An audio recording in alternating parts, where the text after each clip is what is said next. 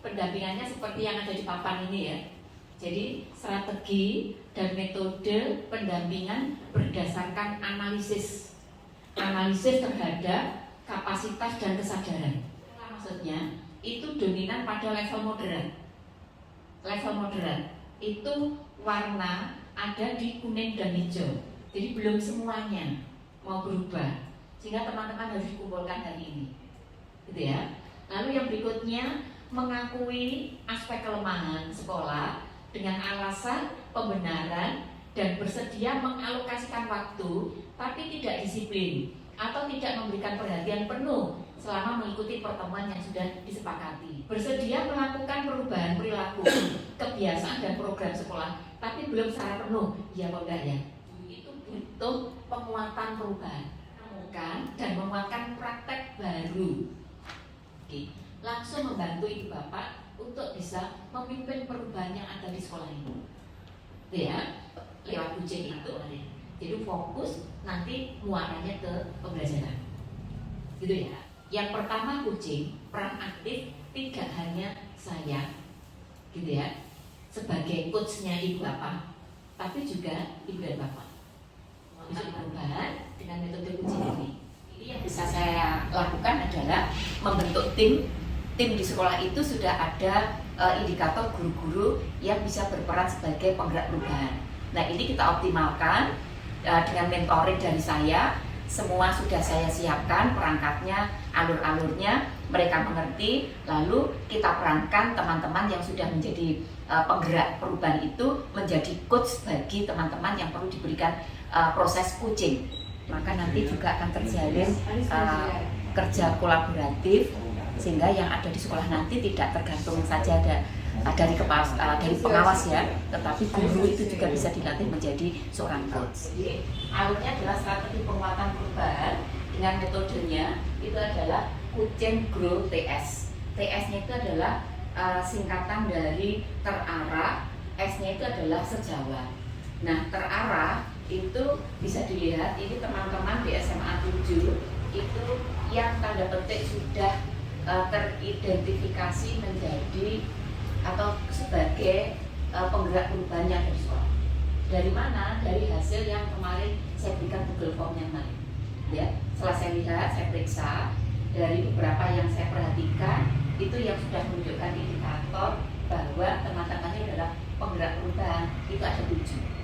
Ya, nah 7 inilah yang nanti akan saya optimalkan itu menjadi tutor sejawat, gitu ya. Nah, namun alurnya itu seperti ini.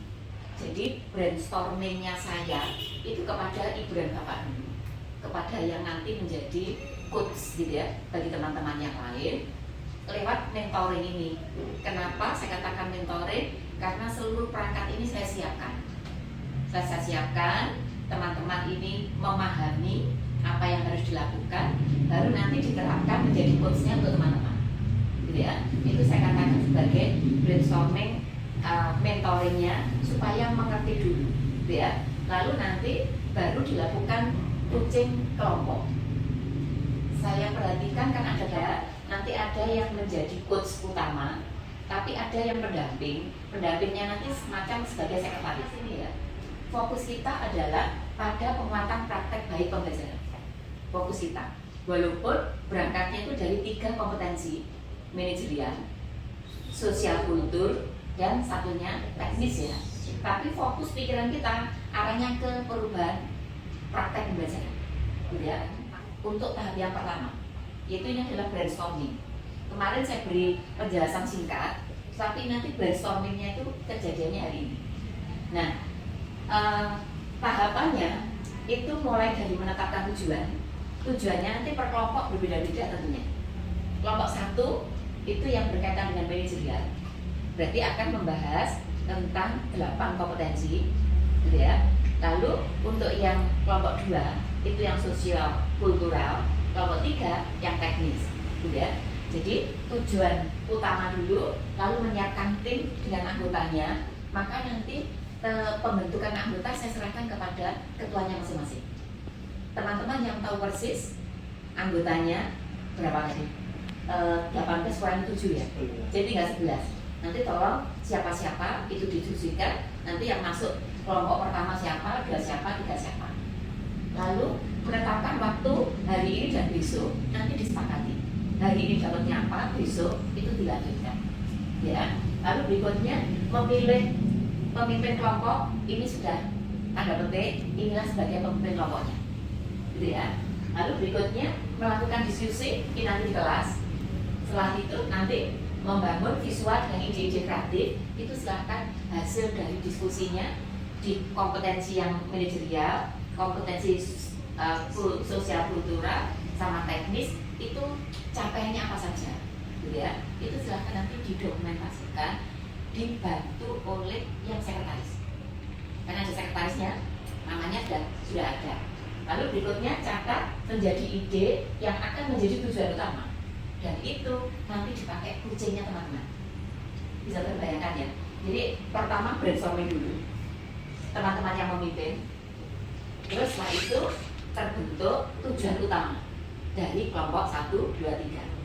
Setelah itu dilanjutkan dengan coaching, gitu ya. Jadi teman-teman nanti akan menjadi coachnya. Nah nanti pada waktu coaching ini fokusnya ya, fokusnya ini manajerial ada 8 kompetensi, kemudian sosial kultur 1, kemudian yang berikutnya yang teknis itu ada 3 kompetensi. Totalnya kemarin ada 12, gitu ya. Nah ini nanti akan berkontribusi terhadap perubahan praktek pembelajaran. Fokus kita ke sana. Jadi walaupun berpikir tentang manajerial, bagaimana caranya nanti mendukung perubahan praktek pembelajaran. Berpikir sosial kultur, bagaimana nanti bisa mendukung praktek pembelajaran. Lalu bagaimana teknis, mindsetnya supaya mendukung perubahan praktek pembelajaran, gitu ya. Lalu berikutnya ini hasilnya teman-teman tadi ya. Jadi Pak Miftah yang mana? Pak Munir. Jadi kelompok 1. Terus berikutnya Pak Hasan, karena sama-sama Miftah ya. Kemudian kelompok 3 Bu Elisa ya. Kemudian Pak Dwi Rizky, Pak jadi membantu Pak Munir ya. Kemudian berikutnya Pak Nanda, Bapak membantu Pak Hasan. Lalu berikutnya Bu Siti membantu Bu Elisa, gitu ya. Pada saat menuangkan ide-ide, nanti boleh dituangkan ke dalam bentuk boleh mind map, boleh brainwriting, gitu ya. Mind map berarti nanti menggunakan gambar-gambar, terus nanti disajikan dalam bentuk kertas plano yang ditulis nggak apa-apa, langsung ke laptop tidak apa-apa. Kalau yang memilih brainwriting, video writing, meminta setiap anggota kelompok menuliskan ide juga tidak apa-apa, dituliskan di plano atau di post-it. Tadi berikutnya ingat kita fokusnya nanti setelah brainstorming terjadi ke sini ya, ke kucing ya. Kucingnya yang perlu diingatkan kembali, ingin ada praktek baru, kesadaran baru dari teman-teman yang akan ibu bapak coach ya, coaching akan coaching sehingga menjadi punya mindset perubahan terhadap pembelajaran. Ya gitu ya. Nah, ini yang sudah saya ceritakan kemarin. Nah, prosesnya nanti ini sudah mulai dibaca-baca ya. Di WA-nya nanti boleh teman-teman itu panduannya ngecek ini, lihat ini juga nggak apa-apa ya, di HP-nya. Jadi apa yang diinginkan itu adalah tanda petik G yang pertama, goal. Nah, kelompok 1, kelompok 2, kelompok 3. Kelompok 1, 2, 3, gitu ya. Nanti silakan kelompok 1, 2, 3 menggunakan acuan pertanyaannya yang saya sediakan ini. Nah ya, nanti silakan digali. Terus kan perlu dicatat. Yang mencatat dibantu teman sekretaris. Gitu ya. Jadi supaya nanti yang menjadi coach itu lebih lancar kepada teman-teman yang kuncinya, gitu ya. Nah, ya ini ada beberapa. Nanti silakan mana yang bisa menggali. Oke ya. Lalu berikutnya langkah yang kedua, ya, itu adalah reality. Di mana Anda pada saat ini, maksudnya posisinya di mana? Misalnya goalnya tujuan saya itu saya kepengen datang ke Papatu. Kan ada yang menulis itu kan, kelemahannya ada di disiplin. Lalu digali terhadap tujuannya ini dicapai apa? digali terus. Nanti saya akan membantu mendampingi 2 Pak. Tapi yang ingin saya optimalkan adalah orang Ibu dan Bapak. Gitu ya? Bisa dipahami ini ya? Nah, lalu itu tadi grow itu G, terus R-nya itu tadi. Sekarang ya option, grow O-nya ya. Option itu pilihan-pilihan. Ketika tadi tujuannya itu adalah bagaimana saya bisa datang tepat waktu dan konsisten, misalnya gitu. Lalu bagaimana kondisi sekarang? Misalnya kondisi sekarang saya belum bisa karena ini. Lalu untuk upaya itu apa yang harus dilakukan? Tulis, gitu ya. Opsi-opsinya apa? Ya, ini gunakan pertanyaannya untuk menggali. Nah, setelah itu lanjut yang terakhir, apa yang akan dilakukan? Ingin disiplin secara konsisten. Lalu apa yang dilakukan?